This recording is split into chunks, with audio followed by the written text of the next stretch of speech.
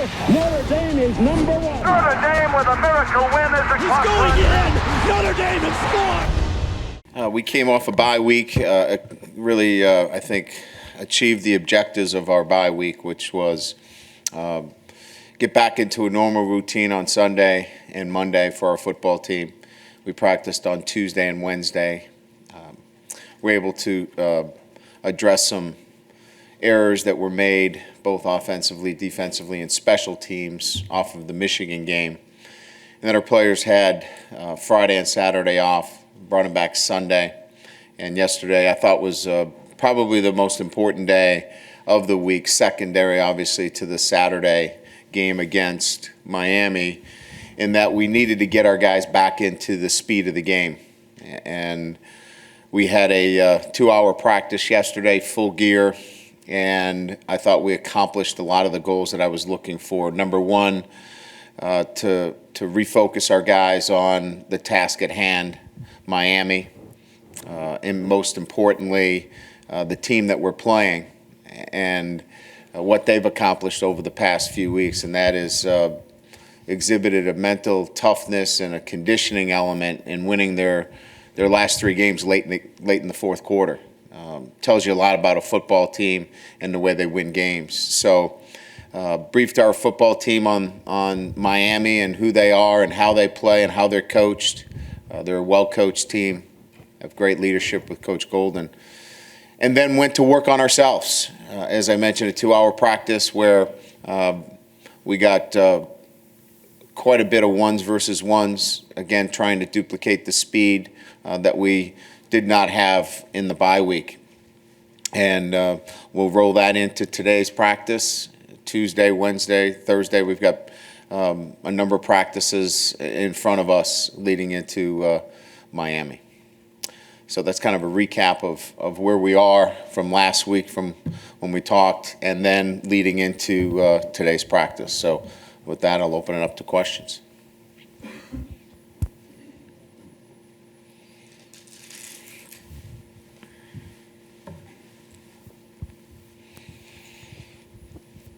I'm going to put a time limit on this. Coach, you mentioned earlier that one of the challenges at Notre Dame is playing disparate offenses. Is there a comparison for Miami? Yeah, it's obviously not the last 2 weeks, but in maybe this year, recent years with Miami's offense? Yeah, I just think that they're a team that certainly would like to be balanced. They've proven to be a team that can make big plays. But I don't think there's anything from a schematic standpoint that they haven't seen from our offense. They're a tempo team. They like to go fast. They've caught their last couple of opponents not prepared for that. So I don't know that there's a schematic piece that's not there as much as there is. They've got some big weapons on the perimeter, 2 outstanding backs, and a quarterback that's playing better and better each and every week. And you caught Morris at the tail end of 2010. How has he improved since that? Well, he really wasn't their starter. He was kind of in and out of the game, showed some signs, looked like a young player at the time. He looks like more of a veteran quarterback. He's made big plays for him. He's also somebody that can be on the perimeter. He can run. They've run him the last couple of games. And, again, he's somebody that obviously is playing really good football.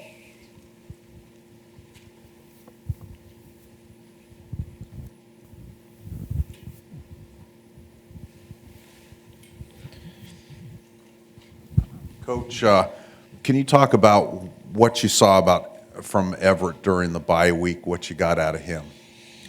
It's work in progress, an analogy I like to use is that he's still cooking, We've taken him out of the oven. And so he's still learning all of the things that are not necessarily visible from game film. He's still learning how to effectively communicate and how he's able to lead and all of those things. So every practice day is a day of his development. And that's how I take it when I go to the field, is that we're going to be coaching and teaching every single day with Everett. I know you weren't here when Toma and Teo got here, but can you just talk about what you've seen of their friendship and that? And it seems like they make each other better on the field as well. Well, I would start with their development as football players, and if you go back to when I first started here at Notre Dame, Robbie was kind of a forgotten name in the sense that he hadn't played a lot of football, and Manti was a freshman who, obviously in our first evaluation was a physical player that didn't know how to play the position yet.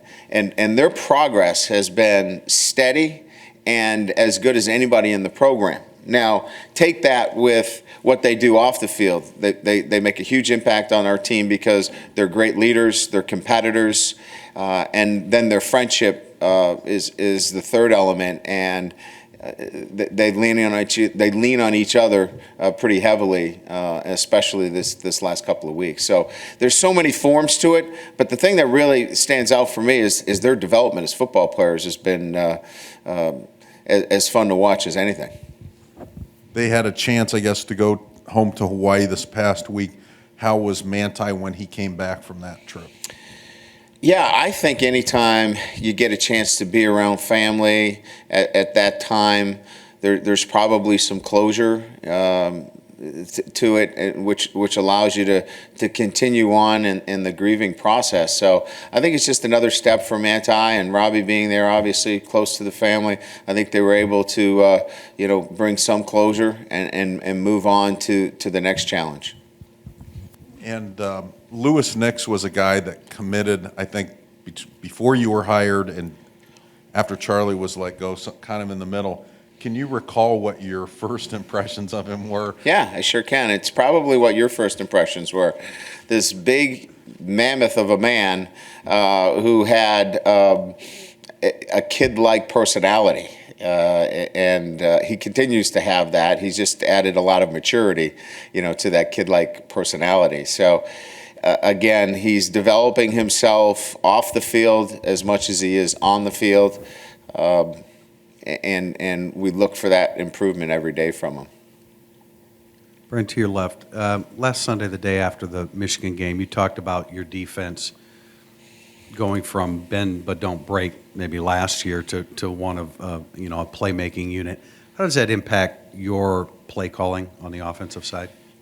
Oh, I think it has a lot to do with how you manage the game. Looking back on some of the teams that I had at Cincinnati, and Bob was my defensive coordinator, it was, hold on, we're going to try to outscore them.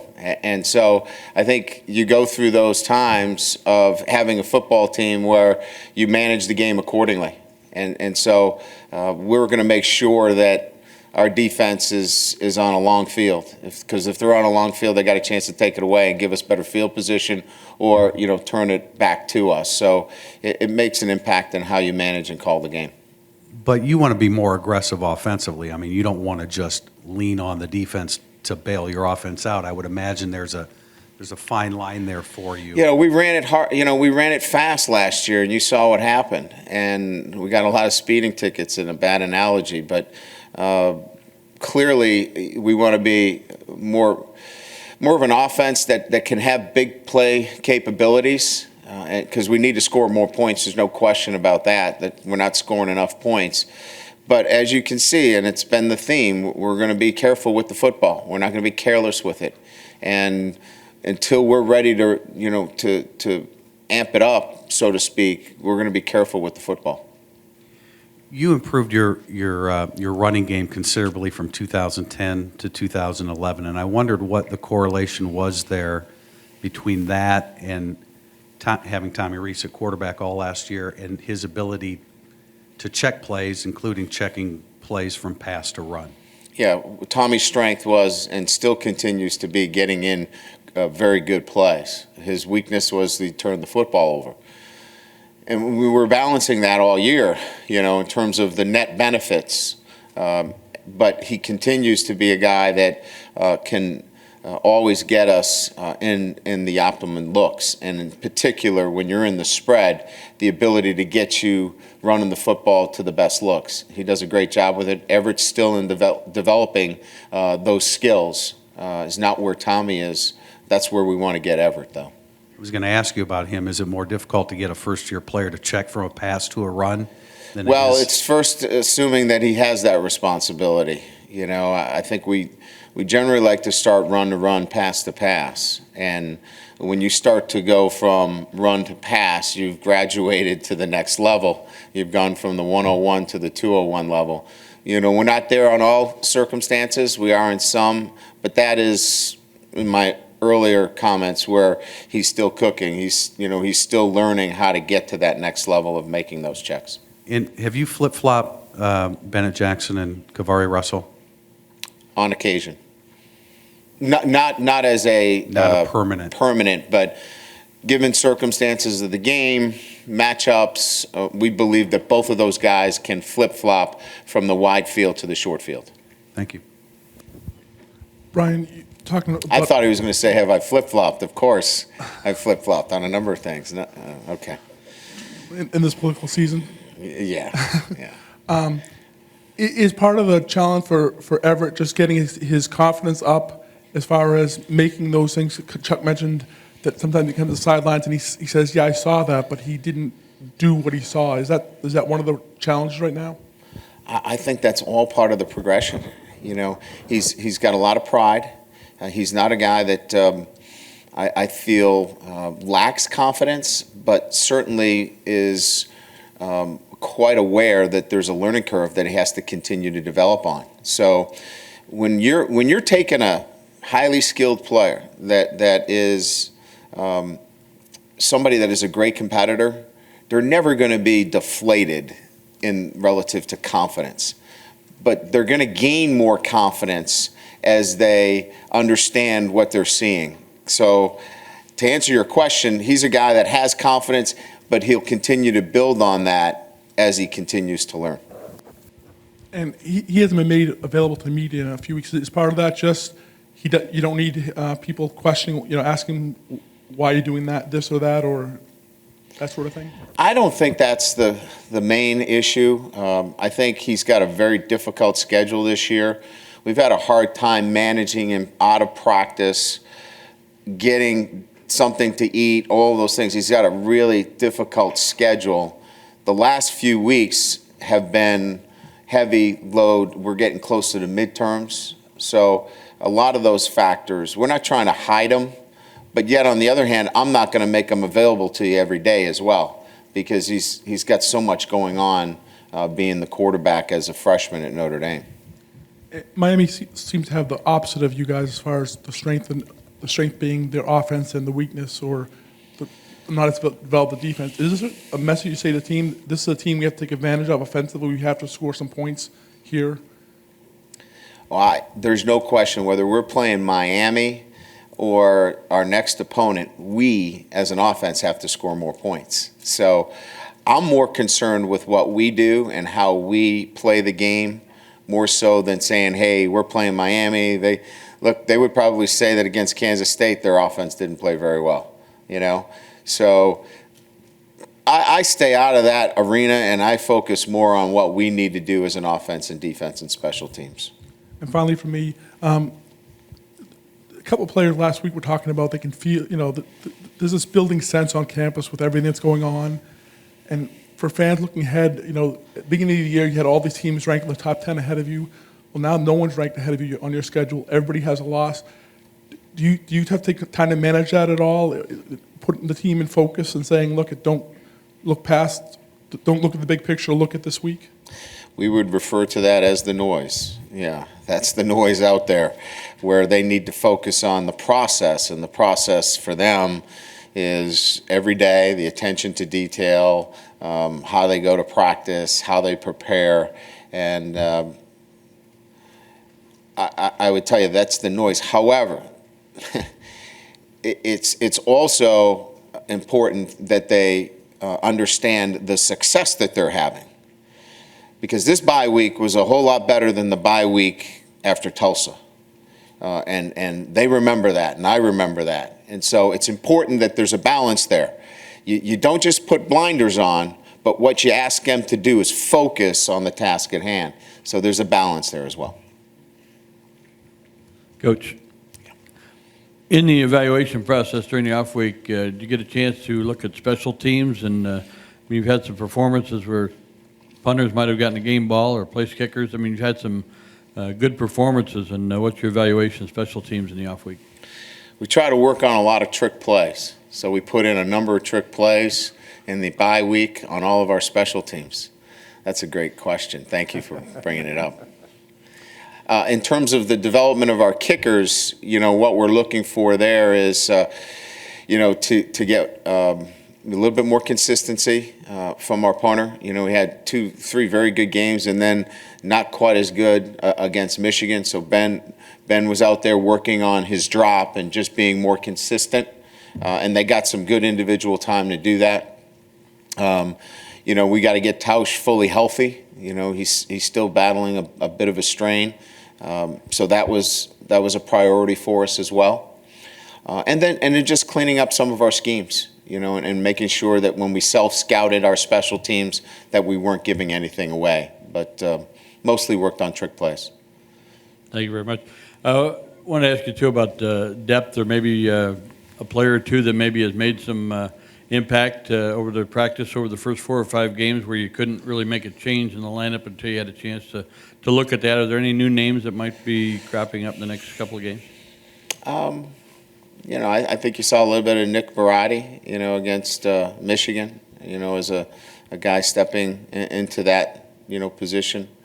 Of course, you're going to continue to see Sheldon Day more and more. He's been a very solid player for us. I think those guys, probably stand out the most in terms of being able to impact the game, especially on the defensive side of the ball.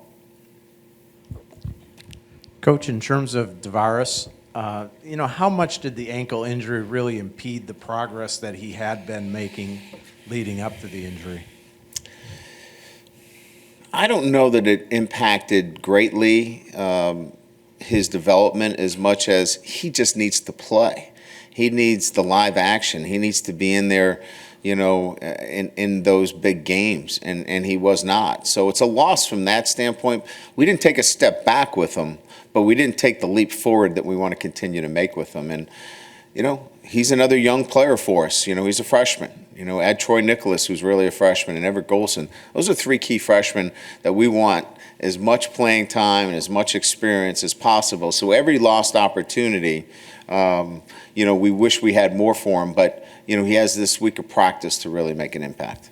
Can he be that deep threat type of guy? Has he got that kind of skill set, or is he more of a mid-range type of guy? No. We believe if we put the ball where it needs to be placed from the quarterback position, that we've got a number of guys that can get down the field. T.J. Jones can get down the field. Chris Brown can get down the field. John Goodman showed that he can get behind. So we think we've got a number of guys. I don't think any of them can't win a one-on-one matchup down the field. We got to put the ball where it needs to be when we have those opportunities. Brian, is Manti Te'o a Heisman Trophy candidate? Yeah, and I've said this from day one. What's the definition of a Heisman Trophy candidate? If you go with he has to be a quarterback or an offensive player, well, I don't think he plays on offense. But if you're looking for one of the best, if not the best college football players that impacts your program, look, if you said it was the MVP, does it have to be an offensive player, an MVP? Sure, he's got to have some offensive, numbers or statistics, but you're also judged by how you impact your team and what you do on the defensive side of the ball. So Heisman Trophy, MVP, top collegiate player, we think he fits those categories. Would you be in favor of changing the award to the Manti-Heisman if he won? I think we've already done that. I think we've gone with our promotional campaign. You'll have to ask Brian on that, but I think we spent close to $3.5 million already on that promotion, haven't we? Yeah, I donated all the money. Yes, it's all from Brian. You should want that SIG job at Notre Dame. Pays big bucks, obviously. Clearly. Miami has shown a penchant for throwing the ball deep. How does that affect your team defensively this week? No, it just means that we're not going to be facing a one-dimensional team. Obviously, They're going to want to stretch the field. They're looking for one-on-one matchups. They're trying to stretch the football down the field. And look, a good defensive team is got to be able to play both the run and the pass. So this will be a challenge for us. But it's not just for our 4 guys in the back end. It's linebackers being in the right place. It's getting pressure on the quarterback. So just another really good challenge for our defense as we move forward. And those young guys at the back end who you expressed confidence in early on have backed up that confidence with the way they've played. Even though you express so much confidence in them, are you at all surprised at how quickly they've been able to develop? Well, we've got a pretty good front seven, which, obviously helps that we can now predict down and distance tendencies, and, we can put you behind the chains. All those factors play into, the overall defensive scheme. And, we don't play a lot of man-to-man coverage, quite frankly. We don't ask our guys to be alone by themselves. Certainly there are going to be times that they've got to make some one-on-one plays, because even in zone coverage, the ball down the field, we saw, safeties out of position or corners not in position. So one thing we know about them is they're a disciplined group, and that goes a long way in playing good pass defense. Thank you. Brian, Yeah. building on that, Bennett is a guy that you had a lot of praise for even before he really played this season. Going back to spring, or maybe even what you saw from him last fall, what were some of the things that jumped out to you that made you think, yeah, I've got confidence enough in this kid, he's going to be a good player for us, that I can promote him or praise him before he's really gone out and done it? He's got a competitive edge to him. He loves to play. He loves to compete. He's passionate about what he does. He at times wears it on his sleeve, but I love to be around guys that are competitive, that compete in practice, that love to play the game. And so when you start with that premise, I think the rest is through your own want and desire and through coaching. And so he had a lot of those things already, whether he was an offensive player or a defensive player or special teams. He played with that kind of edge that I really like. And that was probably the reason why I vocally had a lot of confidence in him. Just curious, you mentioned Miami's tempo is a defense that likes to rotate play to play with personnel. What kind of challenges does that, present to Bob and how he's shuffling personnel in and out? Yeah, I mean that's certainly, they don't play the whole game that way, but certainly they're going to use tempo to try to keep personnel groupings, but it works both ways. That means they can't change personnel either. So, it changes things for our, personnel groupings going in, but it definitely limits them as well. So we're prepared to play no matter which way it happens. I was just kind of curious with Everett in a game like Michigan where mentally he's just not engaged with you. How much time as a head coach do you spend with him trying to figure out why that happened, or do you just try to forget about it? How do you deal with that moving forward? Yeah, that's player development at its core. So if you're not having conversations with them about those kinds of games or preceding the lead up to those games, you're not doing your job as a coach. If you're just going to let him sit by himself and figure it out on his own, I could just do something else. So there's constant conversations about those things. Look, 18 to 21-year-olds sometimes don't have answers of the questions that you may ask and I may ask. So it's important that you're communicating and working through any of those rough spots that every young player, whether he's the quarterback or he's a defensive back at Notre Dame, and that falls on the coaching staff. And I guess, are there any things you've seen in the last 8, 9, 10 days that give you some confidence that, okay, that's not going to happen again, that's going to be a one-time thing for him? See the gray hair? It's one of those things that if we were certain about any of those items, we'd have this thing licked. I think it's a constant process of learning and developing and pointing out times and trying to come to a balance of where we're at and him understanding what we want for him, and then clearly him understanding what we need from him. And so I don't want to get too philosophical, but it's constant conversations on a day-to-day basis that in a year we'll look back on it and go, well, he came through this, and he did okay. Thanks. Coach, to your left. You mentioned the process, and Coach Diaco talked a lot about that last week, and the returns are starting to show. Is that the team buying in more to the process, or does it just take a while for those returns to kind of show up on Saturdays? No, I mean, our guys have been committed to the process. It's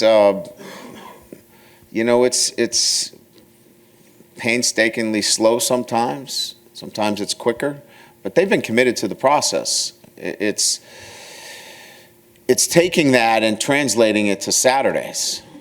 And this group is translating it to Saturdays, at least for the first 4 weeks. We'll see what happens in week 5. But they've done a nice job of preparing and doing the things that we've asked them to do. We think that we're close to being consistent in that approach. But we're certainly, we're not ready to say that we've arrived. We're still a group that has to show more consistency.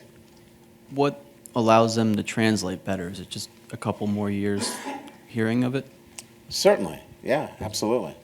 I think a consistent message on a day-to-day basis, knowing what to expect, and setting a bar.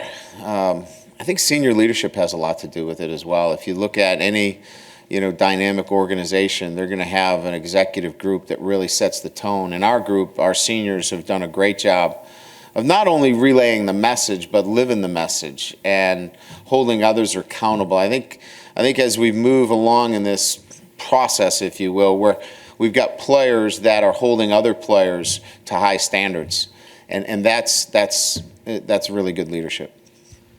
Sports Illustrated had a feature at the start of the season on Nick Saban talking about the process and the same sort of thing. How long has this been a part of your coaching philosophy, and where does it come from or start? I think it's just being committed to winning, and you can't win unless you eradicate all the things that go against it, and that's the process. It's looking at all the things that go to winning. And if I ask you the question, what do you know about winning? Well, you score more points. Well, obviously you don't know that there are so many factors that you have to concentrate on, the details on a day-to-day basis. That goes to winning. I think that's what people mean when they talk about the process, is making sure that you've got your hands on those things that go directly to winning. And most of the time, it's eradicating those things that go to not winning more than anything else. So I think that's the process. Brian, right over here. Sort of along the lines of Lewis, what was your first impression of Cavari Russell when you met him? Engaging. He carried on a conversation with me that was extremely mature in his home in Washington. It wasn't about, hey, Coach, what number am I wearing? Or it was about his want and desire to impact our football team when he arrived on campus. It was all about, will you give me a chance? Will you give me an opportunity to compete? So it was engaging and mature of a conversation that I had with maybe any of the players in that freshman class. So then he was able to translate, that by showing us in a very short period of time that he was able to translate that maturity onto the football field. And then we knew that we had a pretty special kid. How much does the maturity play into trusting him to be the guy to be your starting cornerback, as much as his ability or whatever you saw from him at the position? Well, if we had a senior with 3 more years experience, I think you would go with a veteran. We didn't have much choice there when we lost Low Wood. So a lot of that was that we had to pile on that trust in him, and then he earned it. You know what I mean? So it started with, we were left with no other alternatives at the position, and then he earned that by going out and preparing and practicing and having a skill set that could translate at that position, which we weren't sure of.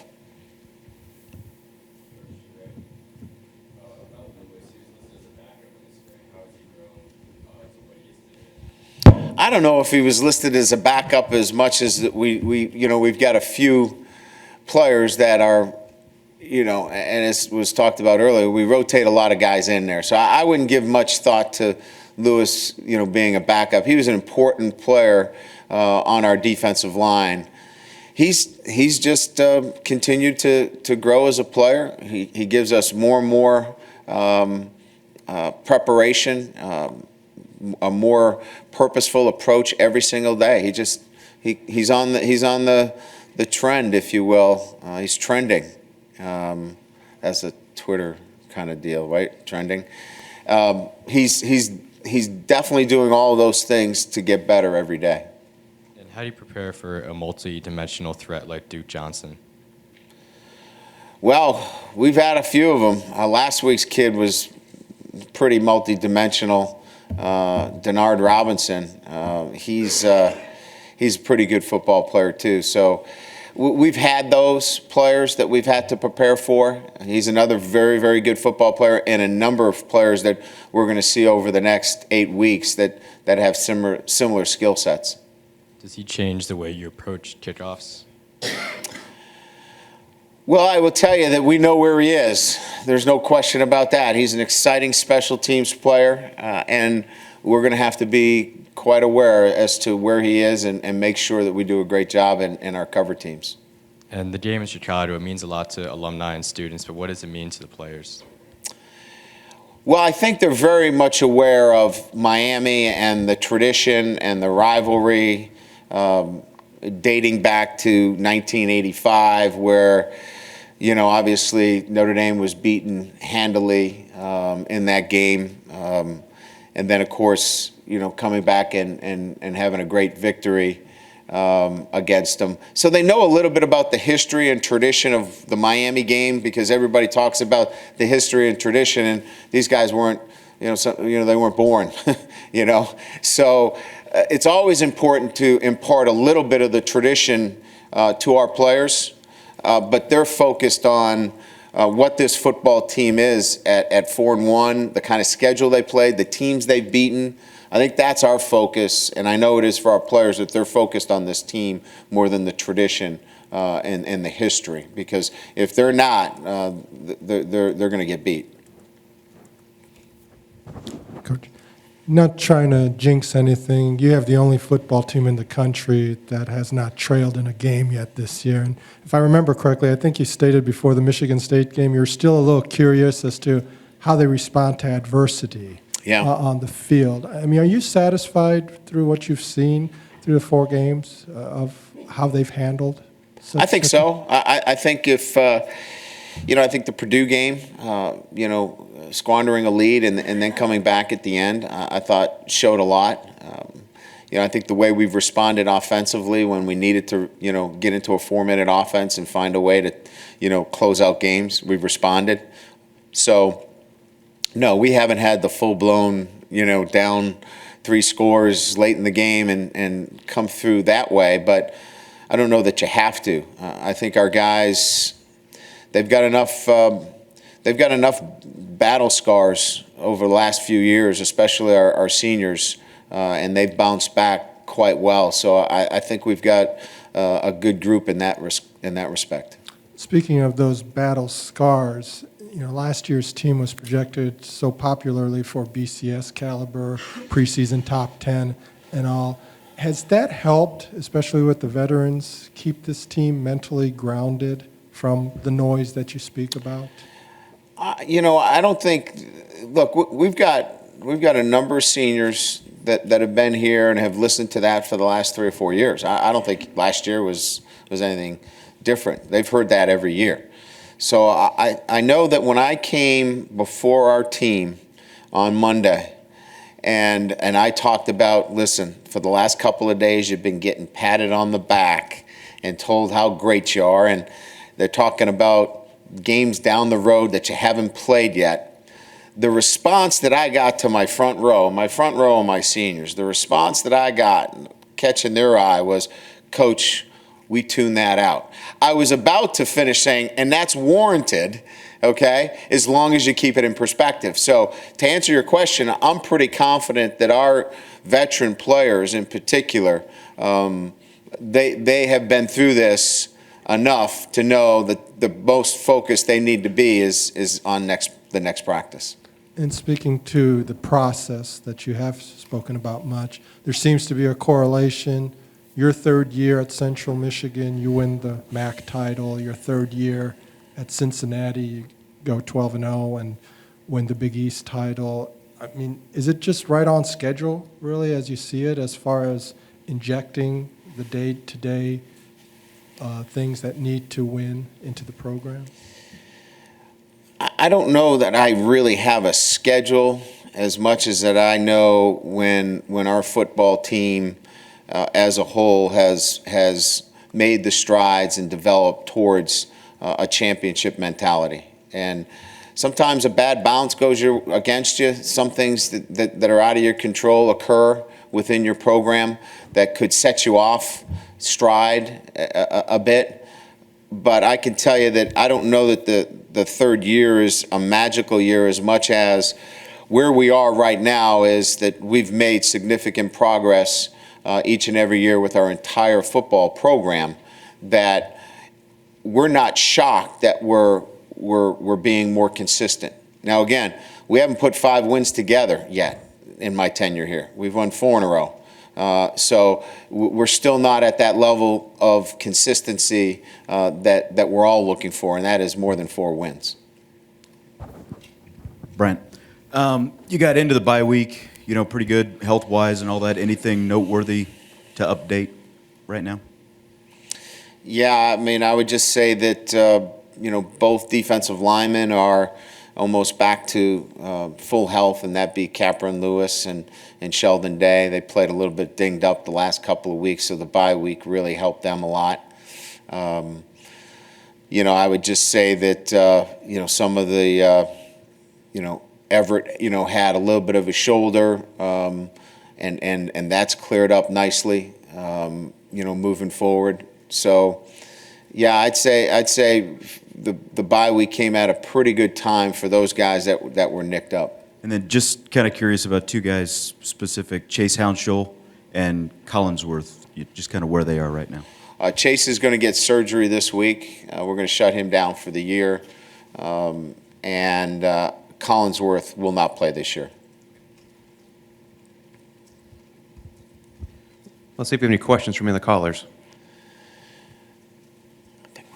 Star 1 to ask a question over the phone line. Star 1 at this time. My mom, she's calling in. Did she call? She obviously lost the number.